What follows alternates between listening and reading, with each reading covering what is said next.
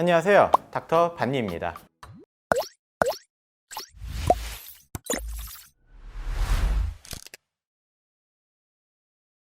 오늘은 코 성형 후 주의사항에 대해서 설명드릴게요. 바깥에 보이는 실밥은 일주일째 제거를 하고요. 콧구멍 안에 봉합을 녹는 실로 하기 때문에 따로 제거를 하지 않습니다. 병원은 언제 와요?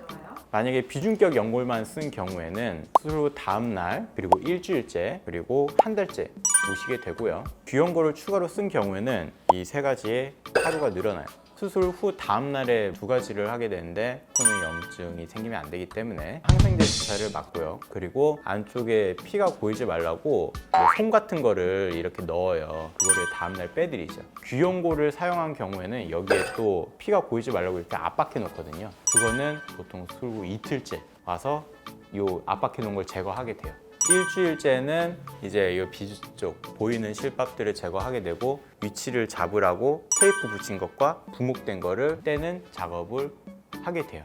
그리고 이제 1개월째쯤에 경과를 보러 오시게 되죠. 붓기 레이저는 뭐 특별히 하면 좋지 안 해야 되는 경우는 없기 때문에 오실 때마다 서비스로 해드리고 있습니다. 지나가다 들려서 해도 돼요? 그럼요. 붓기 레이저는 그냥 언제든지 오시면은 해드려요. 저희 병원에서 수술을 받으시면은 요런 이쁜 가방을 드려요. 그래서 안에 뭐가 들어가 있나 보면은 이렇게 저희가 정성스럽게 쓴 코수술 후 주의사항이 있고요. 찜질에 도움이 되는 아이스백이 이렇게 있고요.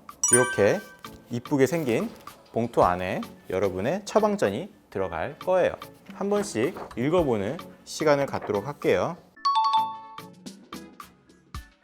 타이레놀을 먹는 이유는, 일반적으로 먹는 진통제는 크게 두 가지가 있어요. 엔세이드라고 하는 브루펜이라든가 뭐 대부분의 제품이 여기에 해당이 되죠. 그리고 타이레놀이라는 진통제가 있는데, 이 엔세이드 계열의 진통 소염제는 출혈을 유발하는 경향이 있어요. 그래서 기껏 지혈해 놓은 부분이 탁 터지면서 피가 고일 수 있기 때문에 그러지 마시라고 타이레놀이라고 딱 굳이 정해서 제가 말씀드리는 거고요.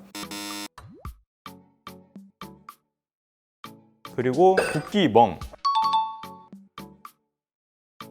우리 몸에서 손상에 대항하는 과정이라고 볼 수가 있겠고요. 일반적으로 수술 후 3일까지의 과정과 그 이후의 과정이 조금 차이가 있어요. 3일까지는 이제 그 염증기라 그래서 균이 들어왔다고 몸에서 인식을 하고 우리 몸과 균이 싸우는 과정이죠. 전쟁이 나면은 둘 다 이제 땅이 초토화가 되잖아요. 그러지 말라고 워워 하는 거야. 싸우지 마. 아무 일 없었어. 몸에서 어떻게 해야 되냐면 체온이 어느 정도 돼야 이제 파이팅이 생기고 일을 하는데, 차갑게 하면은 우리 몸이 일을 못하니까 혈관도 축되고, 그래서 그런 모든 과정들이 억제가 되겠죠.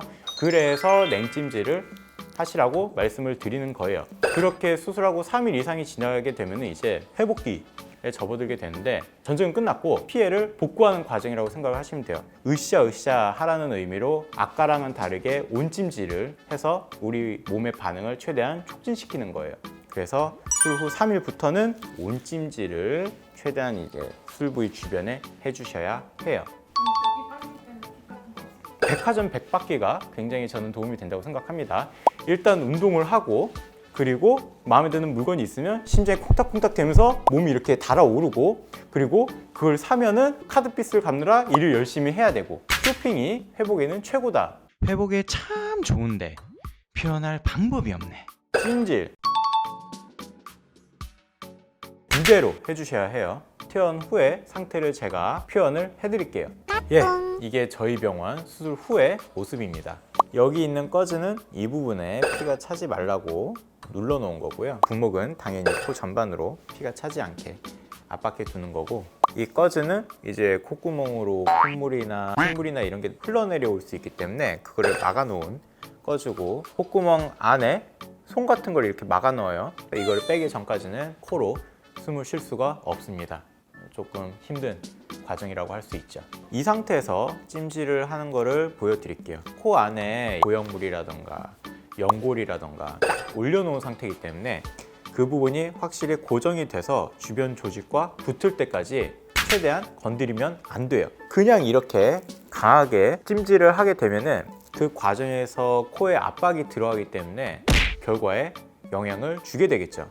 주변부로 최대한 찜질을 하시는 거를 권해드려요. 온찜질을 할 때도 마찬가지고요. 한 열흘에서 2주 정도까지는 직접적인 압력은 피해 주셔야 합니다. 못하죠. 클렌징 티슈 있잖아요. 그 주변부를 계속 닦아야 돼요. 자극이 되면 안 되고 물이 들어가면 안 되기 때문에 일주일째 얼굴에 덕지덕지 붙인 이것들을 떼고 그 다음 날부터 어느 정도 세안이 가능하지만 마찬가지로 코에 자극을 주는 일을 최대한 피해야겠죠. 여기서 꿀팁 하나 드릴게요. 안경을 쓰시는 분들이 있는데 쌍수를 같이 한 경우에는 렌즈를 끼기도 어렵죠. 이렇게 쓴 다음에 테이프를 이렇게 붙여가지고 이마에 이렇게 떡 붙이는 거예요. 안경도 쓰고 코에 닿지도 않고 문제가 없겠죠. 물론 보기에 흉한 거는 감내하셔야 합니다. 흡연은 니코틴이 들어가 있죠. 우리 몸의 혈관을 수축하는 그런 역할을 해요. 수술한 부위로 혈액순환이 잘 돼야 염증에 대한 대항도 할 거고 회복도 빨리 되고 할 텐데 혈관이 수축되다 보면은 그런 일련의 회복 과정들이 저항을 받게 될 거고 염증이나 다른 부작용 가능성이 늘어나는 결과를 초래하겠죠. 음주도 마찬가지로 우리 몸의 기능을 떨어뜨리기 때문에 결과에 안 좋은 거는 기본이고 취하면은 어디 부딪힐 수가 있겠죠. 근데 수술한 코를 부딪히면은 노답이겠죠. 이게 단순히 출혈을 안 나게 압박하는 역할도 있지만 제가 수술해 놓은 상태에서 움직이지 말라고 그렇게 붙잡아 놓는 고정의 역할도 있거든요.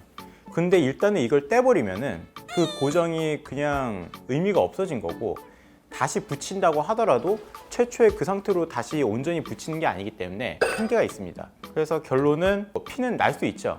너무 피가 콸콸콸 쏟아지거나 아니면 코 안에 고여가지고 코가 빵빵해지거나 이러면은 이제 기다리지 마시고 병원에 바로 내원하시는 게 맞긴 한데 조금 뭐 피가 나서 걱정이 된다던가 아니면 모양이 너무너무 궁금한다던가 해서 떼버리면은 결과에 절대적으로 영향을 줄 수밖에 없습니다. 절대 떼시면 안 돼요. 떨어지면은 본인이 다시 붙여서는 절대 안 되고 병원에 오시는 걸 강력하게 추천드립니다.